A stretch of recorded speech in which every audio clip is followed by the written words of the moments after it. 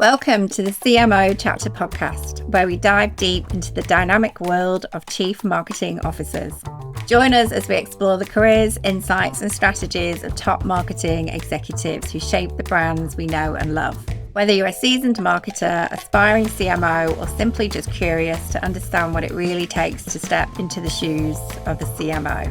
This podcast is your backstage pass to discovering what it's like to really lead and innovate in the ever-evolving landscape of business.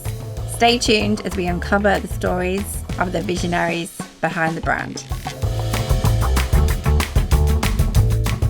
Okay, so I think we're now on episode 3 with the CMO Chapters podcast to welcome the absolute legend, Mo Bhargava. So thank you so much for joining, Mo. I really appreciate it. Thank you.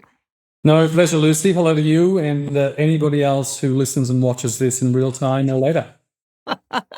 Excellent. Well, look, I'm super delighted to have you on. There's a lot we're going to unpack, and I think we're going to be definitely taking you down memory lane, no doubt, or career memory lane, I should say. So before we kick on, can you give us a really quick sort of intro on who you are and I guess what you do? Yeah, sure. I've spent just over 20 years attempting to market and storytell for media and entertainment brands across Australia and Southeast Asia. Melbourne is my home, but I have lived in Southeast Asia with my family now for over 5 years and currently in Singapore. Excellent. Fantastic. Okay. Well, we're going to I think I came across you. We had a discussion around this. I think it was maybe 2016 or 17. And I think at the time you were at Village Roadshow, I think from memory. And I know you've been a leader or CMO or marketing director, we'll call it, for a while now. So I guess my first question that I'm really curious to ask, so take us back. Did you think the role of a CMO really was what it was before you were actually in it or became one? Well, that's a great question. The short answer is no. And I frankly think the role of a marketing leader, let's not worry about titles, it really does vary from company to company, industry to industry. And that's just something that you have to learn to accept. And then, it does force you to be a bit more agile, compared to perhaps another function in the business, in the leadership team, like a finance. There is a set operating model, right? And in a marketing framework, depending on the industry you're in and the role of marketing within the organization, that framework will change quite dramatically. So yeah, the answer is I did not know what I was going to be doing as time went on, and I've learned along the way. I bet. I was looking back at your experience. I mean, you started off agency land. Is that right? I think Life Lounge. Does that brings any? Yeah. Look, I mean, I think So let's unpack that. So I was thinking about, when you sort of reached out, like the journey that has been. So the way I landed my first job was actually really interesting. So I used to be a bartender at the university pub, and that's what I did to pay the bills through uni. And, I really, really sort of leaned in on campus life. I was a student club, I was student union president, and did all kinds of extracurriculars, anything to make sure that I paid for less beers and enjoyed my time meeting new people. I was just genuinely curious, and university was a great opportunity to sort of, really expose myself to people from all over the world. And I think through that journey, what was really interesting in my final year, I'd done a finance degree, believe it or not, and I realized after an internship that I did not want to work in finance. And I went back to the pub to just keep working whilst I figured out what I'm going to do next. And on a Friday, as it is today, this gentleman walked into the bar, and he was too well dressed to be an academic. Nothing against the academics, but I worked in the pub long enough to spot one. And he was definitely not a student. So I sort of just broached the guy and said, "Hey, what brings you to... haven't seen you around," to spark the conversation as you do. Yeah. And he mentioned that, look, he's recently taken on a job as the marketing director for Jim Beam Bourbon. He finds university campuses to be really interesting as recruitment platforms. Quite frankly, people can drink from the age of 18 in Australia, and by 21 they've decided what they're going to. Are they a wine person, a beer person, all those things? And nowadays they're probably a nothing person. But in those days that was how it was, and I said, "Oh wow, how interesting!" And I sort of started to talk about my experience as a university barkeep, the fact that I'd done some business courses, and and how a brand could sort of navigate the university framework, because I knew a bit about that, being the student union president. Yeah. And I think that really sparked his interest. And he gave me his business card and said, "Look, I'm looking to build something, and why don't you give me a call if you're interested in having a chat?" I could have quite easily, as I have done before, never made a phone call, but I chose to make that call. And what led on from that was a 3-year journey working with Jim Beam as a brand. They did not have an office in Melbourne, so they set up through an agency called Life Lounge. And I worked exclusively on a program called Jim Beam on Campus for the next 3 years, building that out for what is, a global FMCG brand. So we built it from scratch, and that was a lot of fun. And in some ways, my journey in movie culture started then, because the whole premise was built on a movie called Van Wilder, Party Liaison, which featured Ryan Reynolds many years ago, and he was the big man on campus, knew everybody. So yeah, I mean, it's. I think the lesson in that is a little bit of curiosity and how what I was doing outside the classroom actually played a bigger role in me being able to get a job, but also pivot from what I studied at uni into something that I probably was better suited to professionally. So so I think that's how it started. It was a great boss, and I've been fortunate along the way. I've had great bosses who've become sponsors and supporters, and they've supported me all along. I mean, to be honest, even the job I'm in now, I would not. I think an ex-boss played a big part in me, securing this role. So it is circular, and the journey is not. You don't. In most instances, you reap what you sow. Mhm. I find that really fascinating, and thank you for sharing that, because Yeah, I of mean, course. I always find it really interesting how people at least started their careers. I mean, gosh, I did my degree Mhm. in textile science, and look at me now. I mean, I'm a recruiter, We all go down these individual paths, don't we? Yeah, how incredible. Absolutely. Is it fair to say, have you been quite intentional about your careers? I mean, from my perspective, you really strike me as a very smart guy. And I think what you said there about being curious, I mean, gosh, that is so powerful, I think, to have, in general. Have you always wanted to be at that top spot, or is it just obviously, taking time, or I'm just trying to understand the ambition? Look, I think I'm an ambitious person, but ambition is I mean, I'm driven in many ways. It was never about landing in top spot, and I'm way from in the current organization. We're a massive organization, not in the top spot. Yeah. So, I think what I've been driven by really is, first and foremost, I do want to be able to work with high interest brands, or at least doing high interest work, even if I'm working with a low interest brand. So that has definitely gravitated, my interest towards working in the media and entertainment landscape. And then, there's an element of, you spend your years in a particular vertical. That's where your professional brand is built, your network is built, and opportunities do tend to stem from within that network. So I think, have I always known or wanted to be in this space? Well, from day one, probably not. But there is a common theme in my journey, as you've identified, that, even when I was with Jim Beam and FMCG, really alcohol marketing to a great extent is entertainment marketing. And then when I was Nova and FM radio and so on, again, you are really marketing and entertainment culture.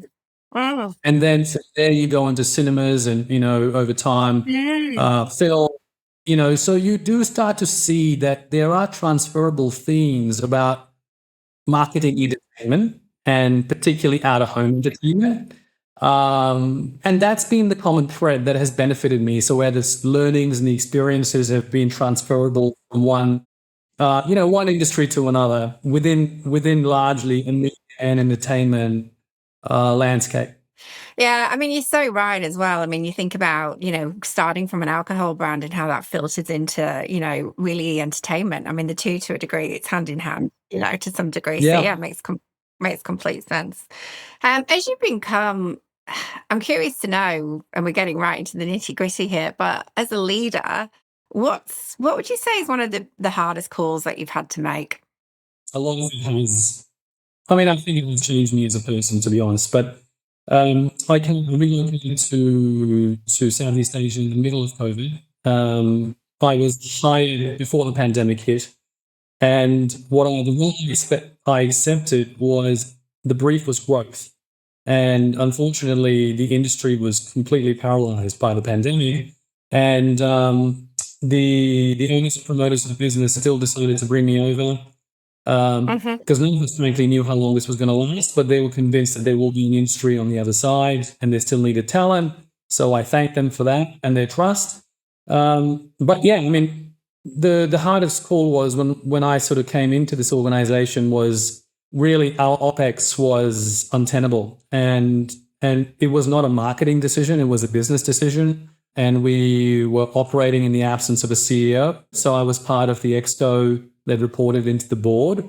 And, as a newcomer into a new country and a new business, and Yeah. having to make some fairly harsh calls on people's livelihoods, the structure of the entire organization, and how we sustain ourselves was really challenging. It really was because, I was not really, as much as I'd like to think that I have a multicultural bent, until you leave Australia and live in another country, you don't appreciate the sensitivities that exist and the nuances that really play a role in every, in work culture. Mm. But yeah, I mean, I had to make some very hard decisions and that I have to live with. But I knew at the time that it was absolutely the right thing. And frankly, we did not have many options. So Yeah. yeah, I mean, that would be some of the toughest Yeah. stuff that I've had to deal with. Yeah, I mean, the marketing and the subject matter piece is quite frankly minuscule in comparison. Yeah. Look, I know for a fact there'll be a couple of leaders listening to this that will absolutely be nodding their heads there, going, "Oh, yeah, I'm in that at the moment," or they perhaps just had to I'm unfortunately sure. make redundancies, which we know, is pretty rife in the market, unfortunately. A curious question, I guess, well, curious from my perspective, and I'm sure many others, because I guess to dovetail nicely into that point, there's also a lot of people looking for work at the moment. So as Yes. a Yes. leader, and I know it obviously depends very much on, the role that you're recruiting, but broadly, what do you tend to look for? It's a good question. I mean, I think firstly, the nature of marketing and the nature of community to speak to our organization, there is a requirement now, I mean, even myself included, there are no hands-off roles anymore. You have to Yeah. be able to demonstrate that you are a practitioner, you're willing to roll up your sleeves, and that doesn't come from talk. That's something that has to be demonstrated through your Mhm. journey. So that's something that I would definitely look for. I look for that in myself every day. So, I think that is crucial. But in terms of what I would look for, I think it's really informed by, first and foremost, it is my job to know what is the role of marketing in the organization. As I mentioned to you earlier, marketing in the business could be a service, it could be a growth driver, or frankly, it could be to a great extent, it could be a marketing business. Like my current organization, movie studios have two key pillars: distribution of content and marketing of content. So we are essentially a marketing driven business. Mm. So all three different organizations will require different hard and soft skills from people. Mhm. Somebody who is suited for a marketing service oriented team may not be very well suited for a growth oriented team. So I think, I do keep that in my sort of zeitgeist as to what am I hiring for and what soft skills are needed to fill that role and perform effectively. Will this person be successful? Because, there will be hard skills are hard skills, right? If someone's a good performance marketing individual, they've got that, and they can demonstrate it. But like what I'm actually looking for is, are the soft skills suited to the type of marketing function we are hiring for? The other thing that I'm always looking for is chemistry. And this is really about what will keep us relevant in the world of AI. Yeah. Good creative is impossible to attain without good chemistry between team members, and even, as a marketing leader, between me and my line manager, because I need a certain level of autonomy and trust. So I think that element is something that I fish for, and definitely, this is definitely not about familiarity bias. Actually, that is detrimental to building good teams. This is really about establishing how this individual thinks and problem solves. So I look for that. And then, I think in terms of, for me, selfishly, over the years, I've learned what are my blind spots. And as a leader, you need to know what those are. And I do find ways to put eyes on those blind spots. So I will hire. So I mean, I think if you're looking, my advice would be lean in a bit more on your soft skills. I think that's important to then. And then I know that's hard to do but should you have the opportunity to have a conversation, I think I would definitely not. I'd be leaning in a little bit more to that, trying to build a bit of chemistry, and try and listen a bit. I mean, I think I've been effective in most instances. I mean, most of my opportunities to be apart from one have not come from linear interviews, to be honest. But when I went through the process, I have, through every interaction and opportunity, to really try to understand the person that's hiring me. Two, what are they looking to solve? What is the actual problem they're looking to solve? And I've tried to sort of reverse pitch to that, to both to the person and the problem, because if you're interviewing me, I've kind of highlighted to you like, what am I looking for? And I mean, if you look deep enough and you speak to enough people who've perhaps worked with me, they'll tell you what I look for or what are my blind spots. And I'll definitely look to hire for that. I mean, look, I think nowadays, especially even from a recruitment perspective, I can also add to that, it's trying to match personalities as well. And especially when I'm interviewing perhaps more the junior individuals and they coming across confident but not cocky. I think there's a real fine line there. Sure. That note, kudos to those. In terms of, and I'm going to touch on AI because we'd be crazy not to, given the era we are now officially in, but just a lot of CMOs I've been having conversations with recently, they are literally swamped every day with so many platforms, people saying, we can do this, we can do that, How are you deciding, if you're allowed to share this, what from an AI perspective is going to work for you and your team versus what isn't? Like, are you guys starting on that process? Are you absolutely in the thick of it at the moment? I guess, how do you even begin to unpack that? Because what I find I'm struggling with is the time to then, research all this. So, two-part answer. First part is, as an organization, there is a lot of work that's going into this. And unfortunately, I'm not at the liberty to share too much in that space. Now, in terms of day-to-day work and how we are operating as a team, look, the space we're in is, it's a highly visualized environment, right? Our work is driven by that. So, not getting into the detail, but there are several efficiencies that this brings, particularly in terms of pace and agility. And, and we will look to lean in wherever we can, directly or through partners, to help us become quicker to market, be more relevant in market. I mean, this is not an AI specific response, but like in my current role, we distribute films in 19 countries. We are in multiple languages, and there's a lot of work that goes into making that happen, right? So I'm sure any organization would look for efficiencies to make particularly your pace to market and your efficiency element better. But what we are committed to, and I know, I mean, this goes all the way top down in the creative and art space. This is a very sensitive topic. This is in the public domain. And, we do believe there is a huge component of, art. I mean, I'm not speaking on the company's behalf here. This is a personal conversation. Yeah. I personally believe art is, there's human energy that drives art. And I find it difficult as an individual to palette a world where it can be entirely replaced by technology. But there are definitely ways that efficiencies can be created.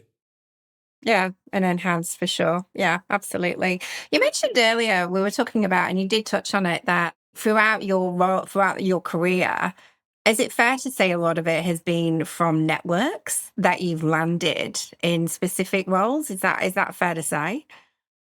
I'd like to think that has a little bit to do with the kind of work I've done as well, but Yeah. I think it's definitely has helped, right? So as I mentioned, I mean, I think people are when you're operating in an industry, particularly once you reach a certain stage of your career, I think anyone who is invested in that industry is observing the work that has been done in the industry. Yeah. And eventually who is doing that work.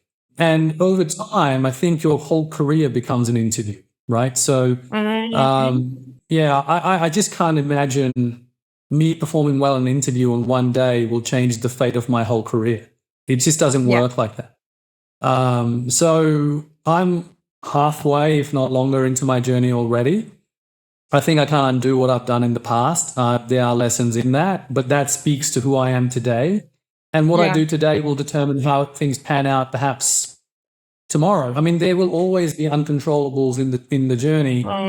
As hard as that is, I choose to sort of focus on the controllables. And so to answer your question, networks help, but frankly, even a good person in your network will not stick their neck out for you unless you are able to get the job done. Yeah. It comes with credibility, I think, and especially nowadays, I mean, people will ask me to refer them, etc., and I'm always happy to do that. But it comes down to your personal reputation, I think, as well. And if I'm going to recommend somebody, they've got to be right, 100%. I mean, it's how it goes, right? Yeah. Yeah, 100%. I'm curious to know. So, what advice would you give to mid-level marketers that are, because there's a lot, to be really frank, who I speak to who are really looking at salary packages right now because the cost of living is going up and everyone wants to be earning the high, the big bucks. And so in their mind, to do that, they go, right, well, I've got to be a head of marketing, I've got to be senior, I've got to lead a team.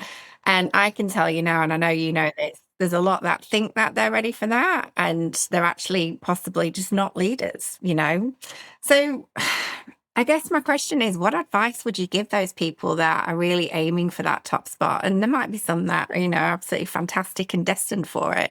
But what would you say to them, given that we're in this blended world at the moment of soft skills versus digital, AI? What advice would you give them?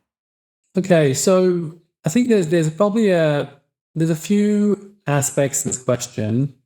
First is, this idea of leadership. I think, again, leadership, I'm no expert I'm no leadership coach. I can only speak to what has worked for me.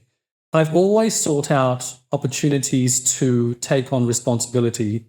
And you can argue those are leadership roles, but in some cases they weren't. From the very get-go, from school to uni to professional roles, right? And I think what that does is it builds your self-awareness. It builds your leadership muscles. And it really, because leadership skills compound over time. You don't just get a job one day as a leader and then you go, today I'm ready to lead because I've listened to Mo on a podcast. It just doesn't work like that. So I think first and foremost, start acting as a leader from today. And even if you don't have leadership roles in a work setting, you can find leadership roles in extracurricular settings, be it your local sports club, be it your community, be it areas of interest. There are many ways to lead. People behave in a similar manner in group settings, whether it's at work, whether it's in a, there are certain attributes and behaviors, and you will learn how to deal with that in a much better way if you start early and and I think when you meet people, you generally can, particularly someone in your line of work, you could probably assess quite quickly whether this person has truly had some level of experience in guiding people, supporting a team, supporting a family. And I think that really helps. Those attributes transfer across. So firstly, my advice would be to not wait for the job. Just get on with your own jobs to be done, and think good things will come.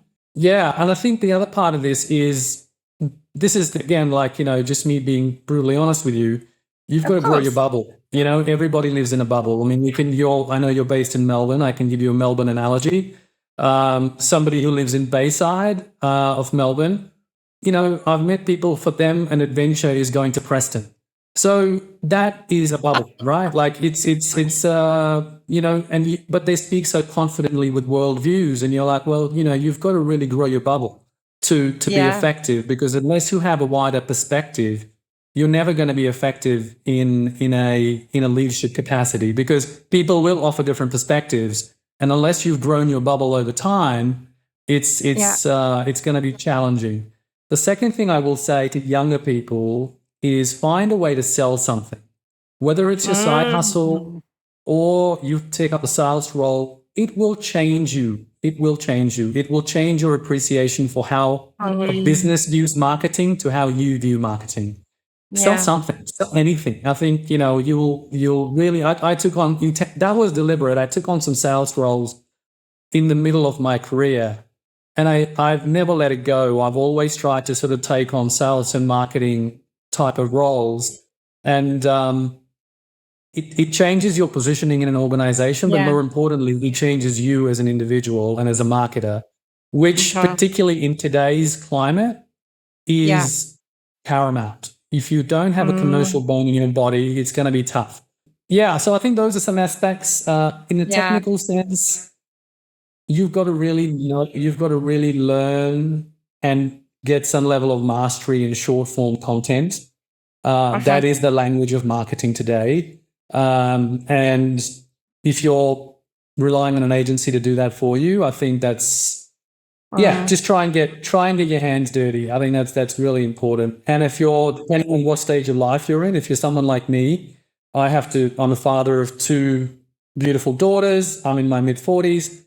I've gradually realized that, my incumbent position on the trend curve has moved from an early adopter to somewhere in the middle, I'd like to think, but I think there are elements where I'm becoming more of a trend lagger.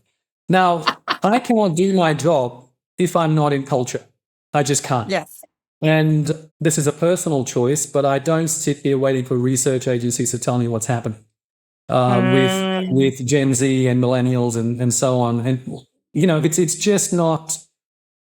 it's just not a way that I believe I can remain relevant or effective. So that is a lifestyle choice. And again, that is for me personally, because, that is where the market is for me. So I have to make sure that I am living in that space. I can't be observing it from level 28 and thinking that I'll be, or I just, so I think there are some fundamental aspects to how you can navigate this space. Yeah. I think some really wise words indeed. Yeah, some really, and I love what you said about, just it's so simple, but I mean, you bang on, just grow your bubble, and I love it. Bayside to Preston analogy. I grew up in Australia. I love it. It's home, but I think if you look at it from an outside-in perspective, and how leaders are shaped and groomed in other markets or regions. There is a deliberate effort being put into widening people's perspective, right? And I have met more CEOs in a Sydney or a Melbourne that have never lived in either of those 2 cities. They have just, been in one city journey, and now the endeavor is to be a CEO of an APAC business. So not saying it cannot be done, but I think that individual does take time to really grow into the role. It's and it does really lead to a sea of sameness too, right? And that is where I think Yeah. I see the marketing profession, how it's seen and viewed in Australia today. And we are we've probably swum in a sea of sameness for the last a few years, and I think we're not in good shape. The marketing industry is not in good health. You've been quite candid about that with me when we spoke earlier. So you've got to really, there's bigger things at stake here. I think the health of the industry at large. So grow your bubble. we've got to get out of swimming in sameness. It's just not going to make us relevant as marketers. Yeah, I couldn't agree more. Bang on. Well, we've got some questions from our fabulous. I've got 2 questions I'm going to cover just from the wonderful guys on LinkedIn who knew that I was interviewing you. So this one I thought straight to the jugular. So if you lost your job tomorrow, how would you rebuild your career? Okay. If I lost my job tomorrow, I would first and foremost take a little bit of time. I'm in a good. Yep. So if I genuinely lost my job, I would take a bit of time. I think I've set myself up in a way that I've got a bit of an insurance plan should that happen. Yep. I think there are certain attributes that I can bring to organizations that I believe are of value, and I know what organizations I would reach out to. Some individuals that I would reach out to. That would be my phase 1 approach to see what opportunities that can create. Phase 2, I'm not opposed to entrepreneurial type of engagements, and I see a lot of Australian businesses currently trying to navigate APAC and Southeast Asia. And they require informed and trusted resources that understand both worlds. And I think I would lean in on that quite heavily. And as a third element, I would be doing more of this. I would actually, I can't remember the last time I did a podcast, to be honest, but it's been a long time. And I would be putting myself out there through the channels that are available to me. And I would argue that I've done the work to be sitting here having this conversation. So I would try and have more of these. Yeah, absolutely. And see what the world brings. See what the world brings. I love it. Well, I think you nailed that. I think there's a lot of people. You're talking from your perspective, but I think there's a lot that can take that. Okay, well, I can review it in terms of who I am and my industry background. The final question, which, I personally get asked this myself, so I'd love to also understand from your perspective, your viewpoint. In this day and age, what are your thoughts? Is it better for a marketer, do you think, to specialize specifically in a specific remit of marketing, or do you think it's smarter for them to become a lot more broader? You need to have both. If I was being blunt, you need to have at least one superpower.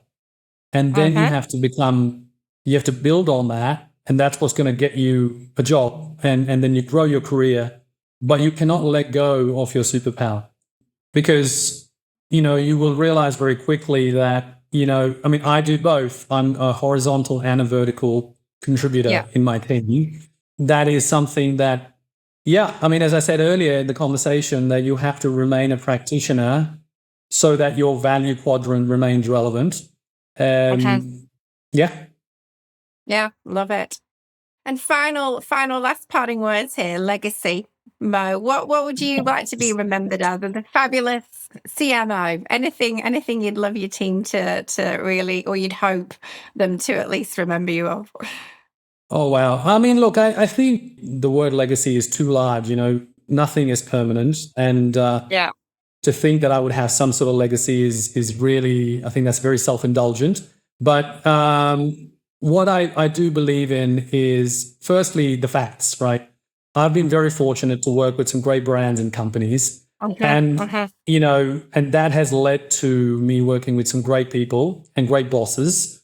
Well, almost all great bosses. And I think, but to be honest, I think even when there was a phase where I was, in a role that I realized quickly that this was not the best fit for me, I probably learned more about myself in that space of time than I did over 10 years when everything was working for me.